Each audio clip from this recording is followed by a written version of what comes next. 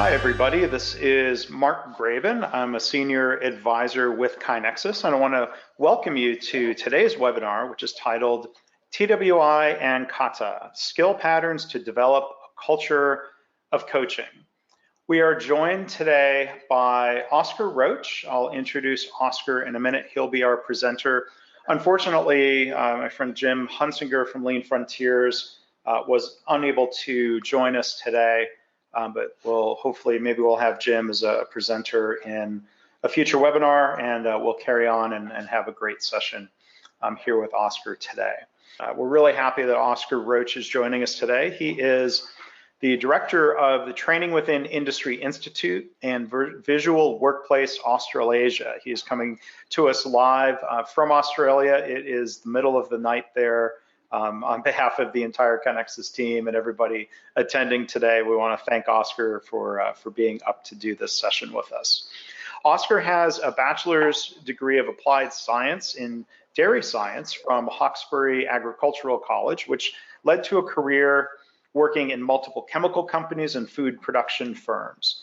Oscar has worked as a manufacturing manager in many settings, and since 2010 has focused on work related to lean, in particular training within industry and visual management methods. So I'd like to welcome Oscar as we turn things over to him. And I think one of the first things we should discuss today is culture, right, Oscar? Yeah. Thanks, Mark, and Mark, thank you for the opportunity. It is the middle of the night, but one of the things I often say to the Lean Frontiers team that I enjoy doing things like this because it helps me. It just challenges your thinking a little bit, and I've got a little a sign on just to the left of my computer screen here, and it says if you can't explain something simply, you don't understand it well enough. And I always find that doing something like this challenges me to do that, and therefore often improves what I believe to be my understanding. So thanks for the chance to do it. Sure thing. So yeah, let's, given the title, Culture of Coaching, let's start with a definition of culture there, pertinent to the workplace. And the one we use within our work is that culture is the sum of people's habits as they go about their daily work.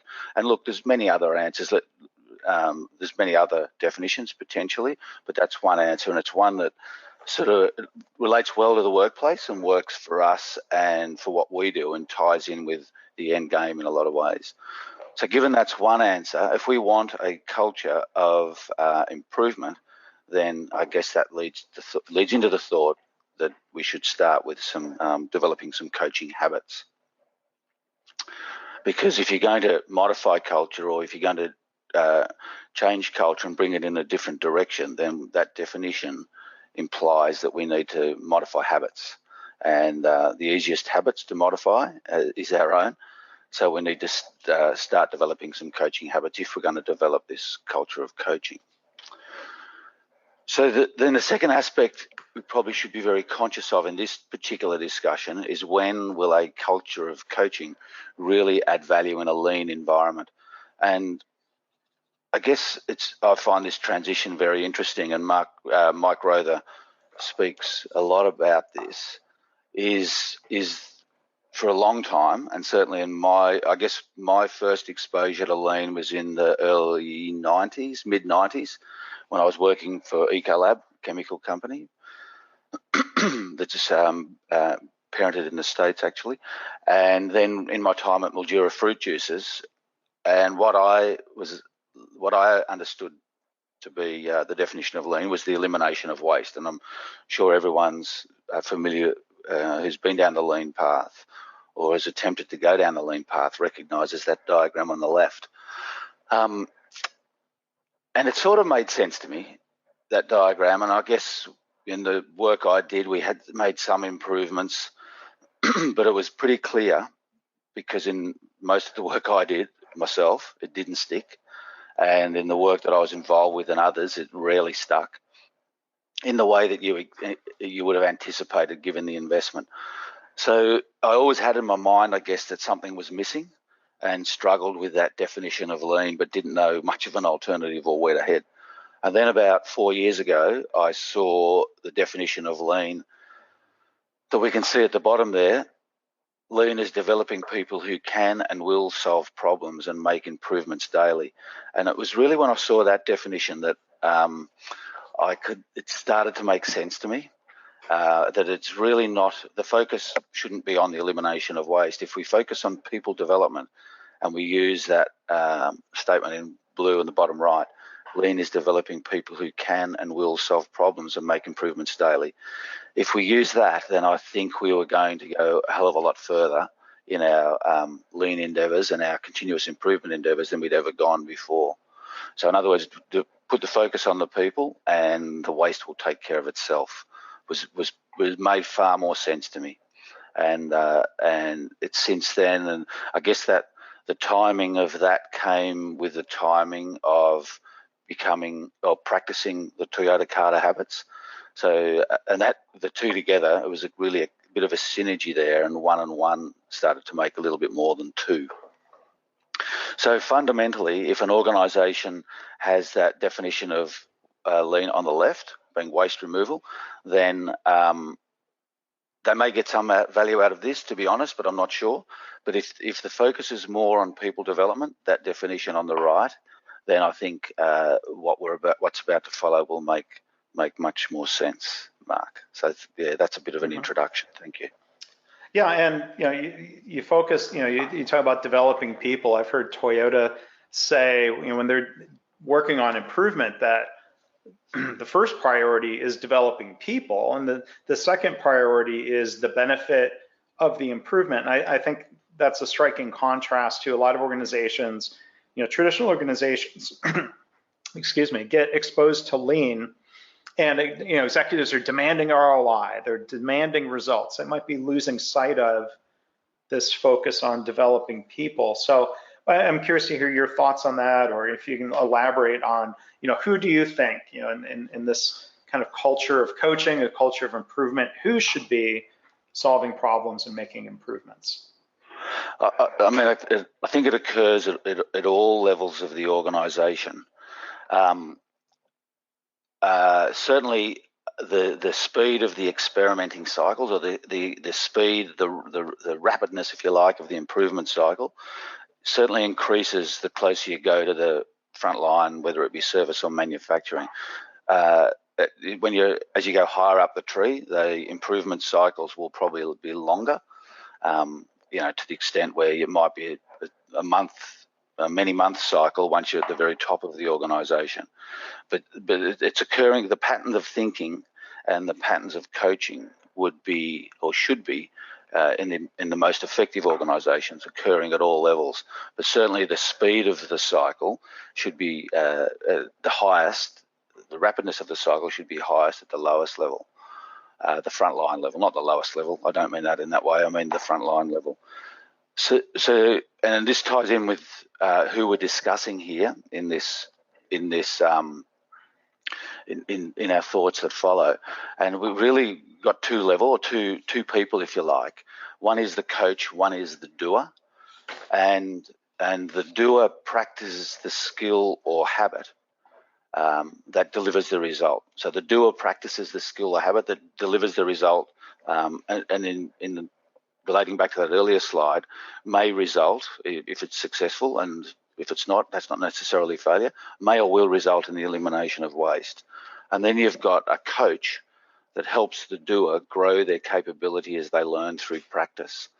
So this relationship can and should occur at any level in an organisation. It's probably seen and most recognised again as you move closer to the front line, but at all levels of the organisation, in truly excellent ones that I've seen, you can see this occurring at all levels. And one of the ironies that I often find is ideally the coach should be the manager of the subordinate. So the subordinate's the doer, if you like, and the coach is the person's manager. One of the things that I find a bit ironic in the work we do is that quite often we end up, we are asked to be in a coach's role, and I'm quite often working with people and working with a doer, and I'm sitting there thinking to myself, I'm happy to do this, but I'm not the right person to do this. The person doing this should be the manager of the person practicing the skill or habit. So, Oscar, I mean, can you elaborate on some of the skills, particular skills, more specific skills that are helpful for coaches? Yep, certainly, and we've got 3 base TWI skills and 1 extra that we're going to discuss. So, in terms of we always consider really a skill, if you like, or a continuous improvement skill in the workplace is a countermeasure to something that's lacking. I guess that's the first point to consider. And the first symptom that we're going to discuss is the symptom of the person at any level. The symptom, but this particularly relates to the front line, of the symptom of don't know how and can't do. So from a TWI perspective, the skill that addresses the symptom of don't know how, can't do is the skill of instructing or job instruction. So if the person doesn't know how, can't do, then it's a training issue, and the skill of instructing or job instruction, one of the 3 TWI skills, main TWI skills, is the countermeasure, or what we use to address that symptom. The second symptom is don't care, won't do. In other words, the person has been trained, and I think we often fall into this trap, is that things aren't happening as they're supposed to, and we go, it's a training issue. The solution is we need to train. Well, if the person has demonstrated they do know how and they can do, but they're not doing it, then it's not a training issue, because they know how to do the job and they can do it. So all the training in the world is probably not going to resolve the issue. So the second symptom we look for is don't care, won't do. And the skill, the TWI skill that addresses that is the skill of leading, and we call that in our TWI world job relations. So if you can get on top of both those 2 skills, both those 2 symptoms, and you have people who do know how they can do, and they do care and they will do through those skills of job instruction and job relations, then you're going to have reasonable stability probably in your processes and outcomes and outputs. So at that point, we've then got a symptom of it's physical or it's hard to do. And when we have that symptom, we use the skill of improving methods, which is in our TWI world is called job methods.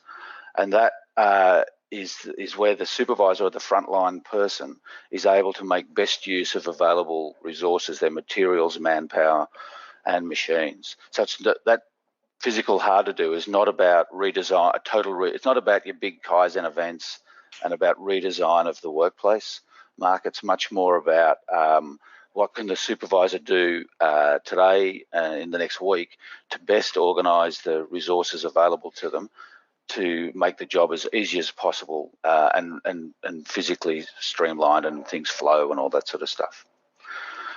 So they're the 3 TWI symptoms, if you like, and the matching TWI skills that address each of those.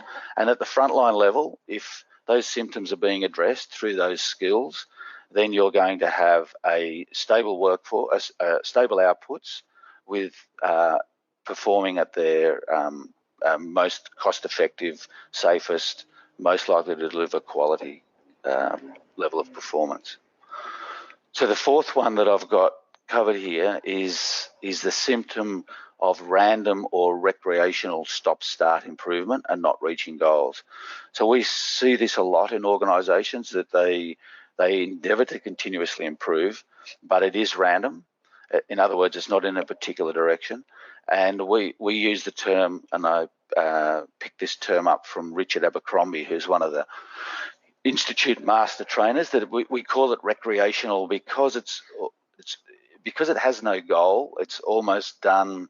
it's done. It's the two words tie in, I guess. It's done randomly with no specific direction. It's stop start. It's done from time to time. It's certainly not continuous iterative cycles. And generally, there's no. People find it difficult to reach goals. So the skill there is this one extra, and that's the skill of scientific thinking. And the skill of scientific thinking is very evident in the improvement kata. Yeah, and I think it's really, I was just going to comment real quick, Oscar. I mean, I think it's really important and insightful to look at these skills as countermeasures rather than going into an organization and saying, well, you should implement these methods because they're good. I think it really helps to identify a problem or an opportunity, something that helps touch on motivation for building new habits like this, right? Yeah, exactly. And we often get inquiries, typical inquiry, had one yesterday, that we want to start practicing the TWI and Kata habits, and we want to tie them in with risk assessment. So look, there might be very good reason, but my first question for all that is why. So we need to do job relations. Why? Well, we need to do the skill of job instructing. Why? So before we even talk about those skills, let's get back to the why and understand the why. And the interesting thing I find, it's a very valuable question, because probably in 50 to 75% of the cases, people look at me with a blank face, or I get if I'm in a group, oh, hang on, we're not. And it's really, the discussion that follows that question is a terrific one. And it's from that discussion where you really know whether you're going to have long-term, what your chances are of longer-term success. Because if it doesn't come back to some basic symptoms like we've listed here, Mark, then we're sort of doing it for the sake of doing it. If we don't understand why, it's going to be a hard sell within the organisation. Probably, people aren't going to connect the dots. Chances of success, probably minimal, to be blunt. Mm-hmm. So one of the things I really love about the TWI skills and the TWI and Kata skills coming together is that they have a very solid base. And that very solid base is plan, do, check and act, or the PDCA cycle that you see there over there on the left. And the interesting thing I'm finding, and I was thinking about this yesterday based on the inquiry to do with risk assessment and combining that with the improvement with the TWI and Kata habits, is that I start to think now, let's go back to the foundations of whatever skill it is or whatever practice we're heading down. And what I find is that if it's related to something a base principle, then it's got a chance of being of value. If it doesn't relate to a base principle, then I often find that the value is questionable. So the base principle that these four relate very clearly back to is plan, do, check, adjust. This job instruction, if you look at the four-step method, it's absolutely plan, do, check, act, plan, do, check, act, plan, do, check, adjust, whichever you prefer. Job relations, there's a four-step pattern for handling a people problem, and I always, at some point in the delivery of that training, I always say it's PDCA for human beings. The skill of improving methods is a four-step pattern and absolutely PDCA based, and the skill of scientific thinking is a four-step pattern, and all four steps are absolutely PDCA based. So all four have a very solid principle, so it should be no surprise that they're synergistic, and they don't quite work as per this diagram on the right, because it's not a cut-off line between the blue and the yellow, the green and the dark green, the different green. What I probably should have done was overlap those and somehow got them to fade one into the other, because that's a much truer reflection of how it actually functions. So let's move on and just discuss the skill of those four skills in a little bit more detail. Mark, so the don't know how, can't do ties in with the skill of instructing or job instruction. So there's 4 get ready steps for job instruction. The first is we have a timetable or a plan for training. The second is, and probably the most pivotal, is we break down the job, or we create a recipe for our training. In other words, the script or the recipe that the trainer will follow in training this task, whatever that may be. We get everything ready and we arrange the work site, and that's because the leader, the trainer in this case, always sets a primary example for how the workplace should be whenever this task is being done. Please excuse me. Then we're ready. So we have a 4-step method, PDCA based, as I've already said, a 4-step pattern, and that is we prepare the worker. And that's ironically, and this is the grey, this is that shade of grey, because in prepare the worker, we're actually conducting a JR exercise to make the worker feel comfortable.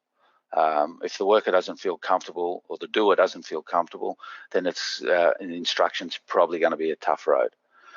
So then step 2 is we present the task, and there's a very clear pattern we, the instructor, use or the instructor uses, and then the learner or the worker does it back. In other words, they try out performance, and then there's a follow-up, which is where there's so the tryout performance is the check, and then the follow-up is the act. So there's a 4-step method for instructing. Just before I go on to the coaching of that in David Meyer's book, Toyota Talent, there's a key line in that, and he says the identification and presentation of key points is the single most important aspect of the training process. So key points are identified when we break down the job, and there's a definite means of identifying the key points. And when we present the task, we present the key points, and in 3, the learner applies them back. And I think that's in all of Toyota Talent, which I got a lot of value from in probably 2008 or so. It's the key line. The identification and presentation of key points is the single most important aspect of the whole training process, and should never be lost sight of. So we've got a doer, as I said in that probably 3rd slide, and we've in JI we've got a coach. So the coach of that doer, the points they should be following, and notice, ironically, PDCA based. The coach is considering, is there a plan? Then they're considering, then there's a reflection point here. After the plan's been determined, there's a reflection point with the doer.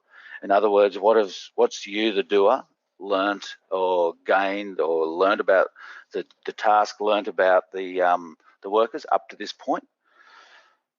Then there's assessment of the JIB quality, or consideration of the quality of the JIB, because the coach will usually observe a delivery. And then there's the coach then observes a delivery and provides feedback on that. And then from that, the coach then determines with the doer, what are they going to do next? Further training, modify the JIB, whatever it may be, training of a different person as per their timetable. But the consideration there is, what are you going to do next? What do you expect to learn from that? This is the coach of the doer, and how quickly can we go and see what we've learned? Now, the reason that reflection is highlighted, Mark, and the next and learn how quickly, because that's common in all the coaching points, as you're going to see. So that covers the skill of job instruction, and at the end of that, if that's done well, then you'll notice we've gone from don't know how, can't do on the left being red, to our workers, our people know how, and they can do, or the workers know how and can do. So we'll go on to the job relations, where we have the skill, the symptom of don't care, won't do. We have the skill of leading, job relations, which is what the doer practices, if you like. There's 4 foundations to job relations, 4 proactive things we should be focusing our activities on, not week by week, but day by day. Let each worker know how he or she is doing, give credit when due, tell people in advance about changes that will affect them, and make best use of each person's ability. And the biggest disservice I can do to those foundations is read them out in 15 seconds and make them sound as simple as that, because they're not. But let me tell you, of all the training I've done including my Bachelor of Applied Science, I would consider the week I did of trainer-trainer job relations to be the most valuable thing I've ever done in my life, in terms of the impact it had on the way I function and the way I operate. So these foundations should never be undersold, but we haven't got time to go into the detail here. Then there's the 4-step pattern for handling a people problem, PDCA based. Firstly, we orient ourselves, which is not part of the 4 steps. Then there's a 4-step PDCA for humans. We get the facts, we weigh and decide, that's the plan bit. We take action, that's the do, and then we check results, and that's the check and act or check and adjust. For coaching points for the doer who is practicing job relations is that we use is first question we ask is, what's your most important people objective right now? What facts do you have now? And the reflection comes in there. In other words, what have you learned up until this point? Based on that, what's your possible actions? And then they're based on the first 3, what's your next step?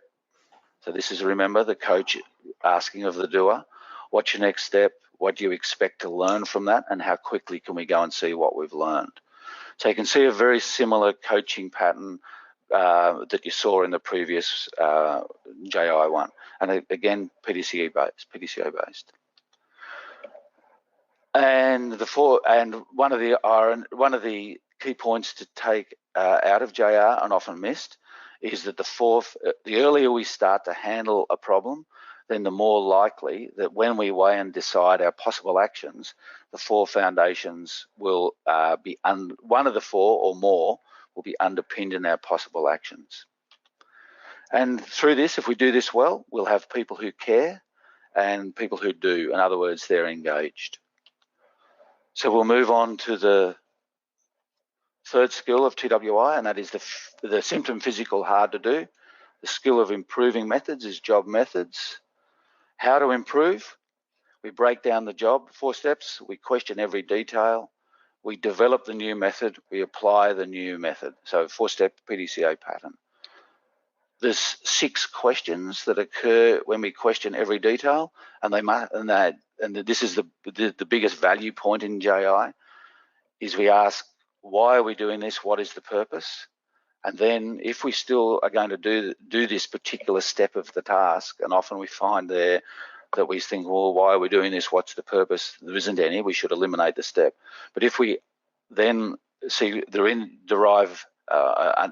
that there is value in that particular step of the task, we then ask, where should we do it? When should it be done? Who is the best person to do it? And then lastly, how is the best way? Because what we tend to do without applying the JM skill, job method skill, is we start down the bottom. How is the best way to do this? We never consider whether the step in the task is really adding value, and then the where, the when, and the who. So the how comes last, and that's a pivotal part of the JM skill, because without that, we tend to ask the how first, and we don't eliminate waste when we should. And there's a Peter Drucker saying, and I may get this slightly wrong, apologies if I do, but there's no greater waste than doing something really well that should not be done at all. And the JM skill, particularly the 6 questions, addresses that, Mark. So the coach, again, 4 points. What's your current plan with the use of JM, and why? And what have you learned, the reflection, what have you learned up till now?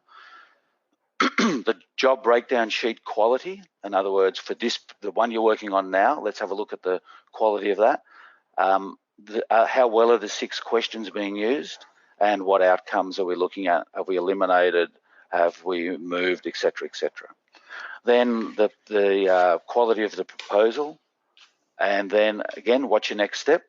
Key point of all coaching cycles, as well as the reflection. What is your next step? From that, what do you think you'll learn, and how quickly can we go and see what you have learned? And if we do that well, we've got tasks or jobs that are as easy as is practical at that time. The improvement kata is the fourth skill we've discussed. Remember we said the symptom was random, recreational improvement or stop-start, not reaching goals. The skill we're going to apply here, the remedy if you like, another way to think of it, is the skill of scientific thinking, the improvement kata. The learner does that. There's 4 steps of the improvement kata. We understand our direction, we grasp the current condition, we establish the next target condition, and we experiment towards that target condition. And again, as I said earlier, one of the very early slides, you can probably recognise the PDCA pattern there. The coach has, in this case, 5 questions, and these are the base questions that you'll find in any search of Mike Rother's material. Firstly, the coach asks, what's the target condition? So that's an orienting question. Basically, why are we having this discussion? What's the value? The value is we're going to achieve that target condition. And then what's the actual condition now? In other words, and from that we understand the gap. But again, you can see there, just after we've determined our actual condition now, there's a reflection. In other words, what's occurred up to this point and what have we learnt most recently? Then the third question is, what's our obstacles to the target condition? And then a key point, which one are we going to focus on now? And then you can see there again, the fourth question in the coaching pattern that Mike has identified is, what's our next step? And the fifth, what would you expect to learn from that? And how quickly can we go and see what you have learned?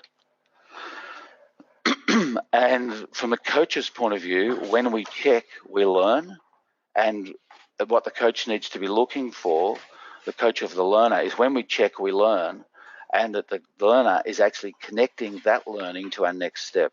So the next step is not random, and that's what the bit that really takes out the randomness, is that we must be ensuring as coaches that the learner connects the learning they've had to their next step, all the while striving for target conditions. And that keeps us going in a direction of the target condition and reduces the risk of this recreational random improvement.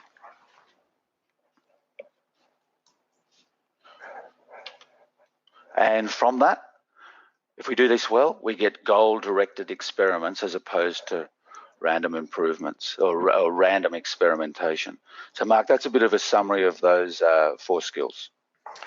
Yeah, and it seems like there's a lot of there's a lot there that makes me think of core lean Toyota production system principles. The idea of focusing on quality and safety, the job instruction and proper training really contribute to that. I think the idea of respect for people and explaining why with those key points instead of just being a directed boss, just do it. Why? Because I said so. I loved how you asked why earlier. There are better, more legitimate answers to the question of why. And I think the lean principle of customer focus, if we're viewing the person being trained as an internal customer, that the trainer has a responsibility to the trainee, to the learner, as opposed to the other way around, or an organization, saying, well, we checked the box, I trained them, as opposed to thinking of it as a PDCA cycle. You bring up a lot of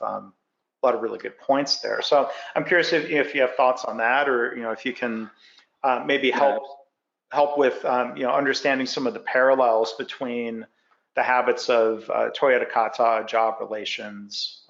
I'll give it back to you. Yeah, sure. No, I think that's something I certainly lose sight of. We've got a guy, an ex-Toyota guy, who works for us now, based down in Melbourne, and it's certainly something he's got me to focus on a lot more strongly, is the why. He often says, even just the other, we're doing some work, job relations work with Boeing in Port Melbourne, and something came up there, and he looked at me and he said, so did the people here understand the why? And I looked at him and I thought, no, I didn't explain that. I did not cover that well. So they've got there's no wonder they reacted the way they did. And I think we lose sight of that. I think we lose sight of the why far too often. And that challenging ourselves on the why, if there's not a suitable answer to that, then don't do it. If there's not a strong answer to the why, then we shouldn't do it. So that does come into JI, and that's one of the ways, the challenges for identifying key points. You know you haven't got a key point if you don't have a solid answer for if you don't have a solid reason, if there's not a solid why. JR, I think get the facts helps us understand. What often happens is we see in JR, people jump to conclusions. But when they have to get the facts, and particularly they talk with individual concerned and get their opinions and feelings, that all of a sudden the doer in this case understands the why, and then all of a sudden the behaviour we're seeing, which we thought was just being obstinate, is understood because we see the why. So now we've got a much clearer course of action because we can address the why. And that occurs all the way through those skills. That you can use the why analogy comes up in all those skills. Comes up in the JM, the questions, the 6 questions. So moving on. Whoops, sorry, I just bumped my cord. I'm slightly conscious of time. So there's parallels of the improvement kata and JR. Let's have a quick look at those. So in JR, in the first session of JR, the 5x2 hours JR delivery, we put a model up on the whiteboard. And the model is essentially that an effective supervisor will get results through people. So the typical results we see that a supervisor is accountable for, a leader is those ones there: production, cost, safety, quality, maintenance, training. We observe through a little exercise on the whiteboard that those results, a good supervisor doesn't achieve those results themselves, they get those results through people. And we focus ourselves in the training on what we call the job relations line. If that line, message there's a relationship between the supervisor and their people. If that line is straight, strong and correct, then there's a much greater chance that those results will be as per the standard expected. If that line is long and wobbly, note that I'm not saying it doesn't exist, because it always exists, but if that line is long and wobbly, those results are harder to achieve. So a supervisor gets results through people. It occurred to me there's a very strong similarity between JR and the improvement kata, because with the improvement kata, the improvement in results happens through people. So on the left, we say a supervisor gets results through people, whereas the improvement kata, we have an improvement in results happening through people, because processes don't improve themselves. And as far as I know, even the smartest computers that I've ever seen, maybe I'm showing my ignorance here, but results doesn't happen through them. Automation, I guess there's some automation that to some extent improves the performance right now, but there's no automated system for continuous improvement, as far as I'm aware, but I'm happy to be corrected on that. So improvement in results happens through people. In that yellow spot, we have our target conditions now. When we achieve our target conditions, we'll improve the results on the left: production, cost, safety, quality, maintenance, training. So the achieving of the target condition is actually done by the learners, the people. There's a job relations line between the coach and the learners, the people, the doers. And the evidence I've found is that those 4 foundations, as much as they stick on the left, is they stick on the right. If that job relations line between the coach and the learners, the people, is not straight, strong and correct, then the target conditions, people really struggle to achieve those. So the 4 foundations apply equally well on the left and the right. And Oscar, what are some of the synergies with other TWI skills beyond job relations? Yeah, good. So this links in well with the next slide. Let's firstly quickly have a look at the improvement kata. We have 4 steps of the improvement kata, and this is taken directly from one of Mike's slides. As I said earlier, and one of the earlier slides of mine, we get the directional challenge. So this shows that 4 steps more diagrammatically.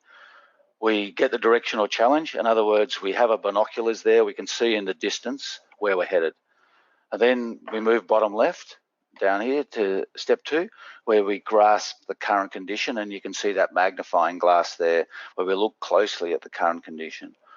The 3rd step, we set ourselves a target condition with a date. So it's really an interim step, if you like, or an interim state between where we are now and our goal. And then step 4 is we conduct our experiments to get there. That's the 4 steps of the improvement kata. The skill of leading or job relations happens is absorbed throughout all these 4 steps.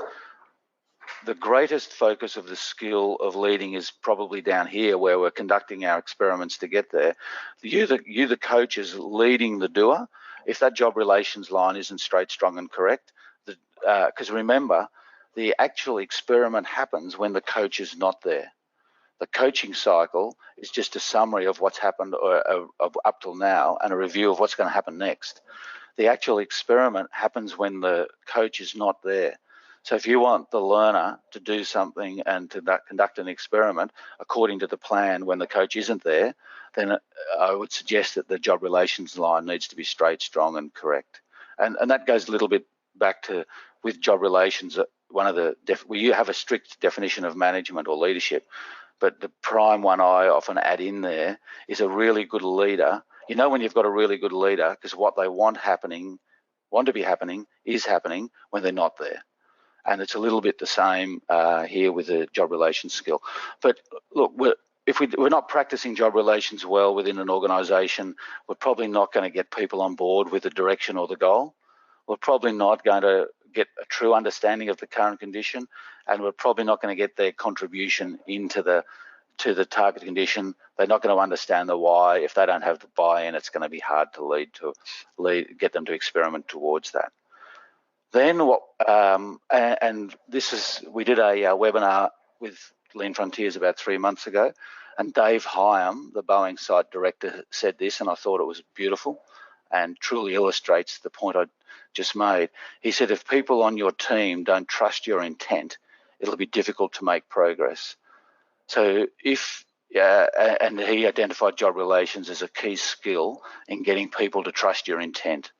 So a fair bit of step 1 of the improvement kata is about setting intent. So it's going to be difficult to get towards that intent if people don't trust you. And I thought that was a terrific saying and really embodies what this diagram here. Then we have what we generally see is we have these symptoms popping up as obstacles in our experiment path. Don't care, won't do, don't know how, can't do, physical, hard to do. So the symptoms pop up. There's obviously others, but many times those symptoms appear there as obstacles. And so the countermeasure skills of job relations, job instruction and job methods come in as the actual experiment, if you like. And I've seen many times, had a great example when I was in Pennsylvania at Allentown from a case study about 3 weeks ago, where the person, without realising, who delivered the case study, brought in a symptom of don't care, won't do, and illustrated how one of the foundations was practiced to actually, as the experiment, if you like, to eliminate that obstacle. So one of the key points here, sorry, just want to quickly mark, one of the key points here is I think what you might be able to see there, that it's almost, the improvement kata is almost a pull system for the required skills, because we don't practice JR in that experimenting pattern or JI unless there's a pull for it, unless we have a symptom. And the same can be applied for 5S and Kanban systems and all those other skills or remedies, if you like. We won't perform those, or we won't implement those. Sorry, I shouldn't use that word. We won't practice those words unless there's a reason for doing it. So the improvement kata becomes a pull system for all those tools and skills and practices of lean, if you like. Very effective at doing that. Sorry, Mark, you were going to say? No, it's all right. So, to wrap things up, I mean, how would you link all of this together to create a culture of coaching? How would you connect this with lean and the idea of a lean culture, perhaps? Okay, good. Thank you. So, Covey did this diagram back in 1989 of culture, and it sort of adds a little bit more context to what we started out with, is that culture is a sum, if you like, or the intersection of our knowledge, our skills, our attitude and desire. So our knowledge builds our what and our why. Our skills build our how to, and our attitude and desire build the want to. And where they intersect, we end up with a group of habits, behaviours and mindsets. So it's that intersection of habits, behaviours and mindsets, and we noticed the use of the word habit, that actually form the culture of our organisation. So a lean culture could be considered a pretty good start, from my view and my experience, is a lean culture can be identified by one where we've got these fundamental skills being practiced against those symptoms, the skill of JI, the skill of JR, the skill of JM, and the skill of the improvement kata are being practiced, but the key point there is alongside a coach. So those skills plus a coach, who is practicing PDCA cycles, will lead us towards this lean culture. So the coach works on building the skills, the knowledge, the attitude and desire. So that's a key point there, is the coach's role is to work on those three elements, which when they intersect will give habits, behaviours and mindset. And if we're using those 4 skills on top left as a basis, I would suggest that you're on a reasonable pathway to developing the right habits, behaviours and mindsets for a lean culture. And I'm sure a lot of you people out there who've been involved in CI will be familiar with this diagram, and it ties in well with this discussion, Mark. So we PDCA, we continuously improve. We have to hold ourselves from rolling back. We need to develop a standard. We need to have a standard or standardization. Could spend a lot more time on the difference between those two. But through our standard, we hold our standard through know-how, can-do, and caring, addressing the symptom of care and doing. We have engaged people. So the coach and the doer together lead to that. Then we have goal-directed experiments, which drive that PDCA cycle, and to a certain extent drive the JM PDCA cycle. So that really focuses on that end game of driving continuous improvement forward through using PDCA patterns and establishing these greens of know-how, can-do, care and does, and goal-directed experiments, which will keep that PDCA ball rolling in the direction of the continuous improvement arrow. So just as a summary, I started out with the definition of lean that certainly fits very solid in my mind. People solving problems and making improvements daily, not weekly or monthly, but small iterative improvements daily. And by the way, the interesting thing happens, and I've seen this occur many times, if we focus on the right-hand side, we will be able to say, oh, and by the way, look back at all the waste we eliminated, because I've never seen a sustained improvement or a sustained problem solved that hasn't eliminated waste along the way. But it was never the outset. But I've never seen an improvement or a sustained improvement where waste was added. So it just doesn't happen that way. Problems are solved and improvements are made daily. Waste will be eliminated, I can assure you. And that more or less wraps it up, Mark. I was a bit over time. I'm sorry about that. Oh, that's right. Well, we still have time for questions. I'll make a couple quick announcements. I want to thank you, Oscar, for presenting today and sharing your perspectives and helping connect the dots between these different methodologies. So it was very helpful.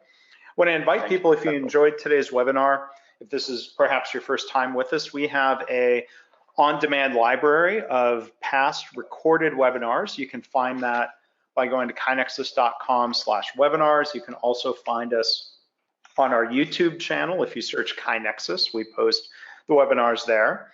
We have a blog. If you go to blog.kainexus.com, lots of great articles and other resources available to you on an ongoing daily basis. The other announcement I want to make is about our next webinar. is going to be on September 24th. Jeff Hunter is going to be presenting on the theme of putting strategy back in strategy deployment. Jeff is a former strategy executive at the health system ThedaCare in Wisconsin. He's the author of a new book that I like very much called The Patient-Centered Strategy. And you can register for that by going to kainexus.com/webinars. And then let's go ahead and move ahead to the Q&A slide. Oscar, we've got contact information. I'm sure people may want to email you questions. We've got questions here. Barbara says, let's get your reaction to this. And I liked this phrase too. Working instead of random improvement, Barbara says, random improvement is often a strategy to avoid tackling the really difficult problems. What's your reaction to that? Yeah, I would agree 100%. And I think it's funny, we did we have a TWI and Kata simulation, and I ran it yesterday. And I think one of the things, it's step 3 of the improvement kata that really helps with that, because when we identify, when we understand our current condition, sorry, was it Barbara? Yes. Yes. Yes, Barbara's point is very valid, because at that point there, we start to see things we don't like. And one of the things we say in our training of the improvement kata is, when you're understanding in current condition, we get people to think, if your customer came in, what would they want? What would they not want to see? Or what would they want to see? Or what would they not want to see? And that really can prick people. Oh, we wouldn't want them to see this. Well, that's part of current condition. But then what people tend to do is they jump into solving problems, and they'll pick the easy ones, as Barbara's implying often happens. But that's not what we do in improvement kata. Before we start doing any work or experimenting, we set ourselves a target condition. And I find that really challenges people, and is probably the hardest part of the improvement kata. So a target condition is an interim state, somewhere where we need to be between where we are now and our goal, that the process will be producing better results. So the target condition is not the target. It's not the outcome of the better spot. It's identifying that better position. What is this process going to look like? What does this process need to look like in 1 month's time that will deliver a better result? And that really challenges people. And I find that a difficult one to train, and the skill of that only develops through practice, is to really get people to visualize, what is it going to look like when it's better. Now, once we've identified that, what's stopping us getting there? What are our obstacles? And we design experiments to get rid of those obstacles. So as per Barbara's point, if one of those obstacles is the nasty one that we don't want to address, well, I'm sorry, we're going to need to, because it's clearly in the path on the way to our target condition. It's the target condition which is going to add value from the organisation's point of view. So it certainly helps address that, definitely. Yeah. Okay, we got a similar question from Joaquin and Jason. Who coaches the coach? What's the routine for coaching the coaches? And Jason adds, is there a way that a project management office might fit into that? Ooh, I don't like that question. And the reason I don't like that question is because I suspect they might not like my answer, depending on what department they work in. So I get a little bit nervous when I hear about coach of the coach. And I get a little even more nervous when I hear about coach of the coach of the coach. And how far do we go with that? Because the coach should be the manager. And the coach of that manager should be the manager's manager. And the coach of the coach of the coach should be the manager's manager's manager. So if you're really, the blunt answer to that question is, if you're really going to do this directly, so if you're really going to embed yourself in this, these patterns of thinking we've discussed, then managers need to buy into it. Otherwise, what's the role of the manager? So if it's not the role of the manager to develop the people below them, then I'd really question where all this is heading. And this goes back a little bit to many years ago, about 2003 or 4, where I was doing quality systems training. And I remember doing some training on a bottling line with some bottling line people of a local wine company. And I said to the group of people on the bottling line, who's responsible for quality? And they pointed up to the laboratory and said they are. And I thought, oh, we've got a problem. And I think it's a little bit the same. Who's responsible for the development of the doer? Then the manager. Who's responsible for the manager's development? Their manager. So, but I think the role of the, go on, Mark. Well, it's just, I'm sorry to jump in. There was a follow-up question, and I had a similar thought. Do you see value in external coaches for any reason, or is there a role to help get started with TWI to train managers in these approaches?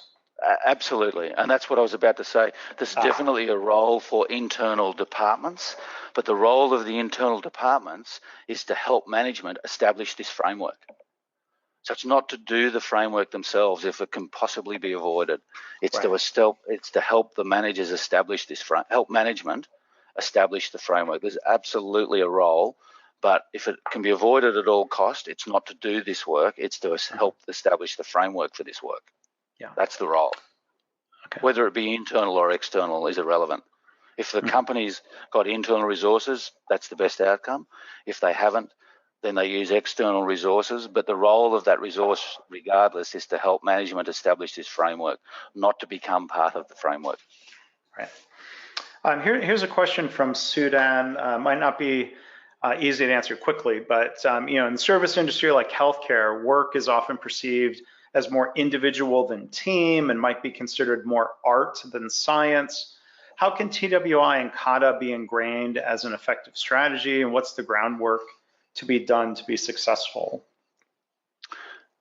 Good question, and there's a long answer to this question, but the approach based on the experience of people like Skip Stewart with Baptist Memorial, who's done a lot of work with the job instruction, job relations, and the improvement Kata together.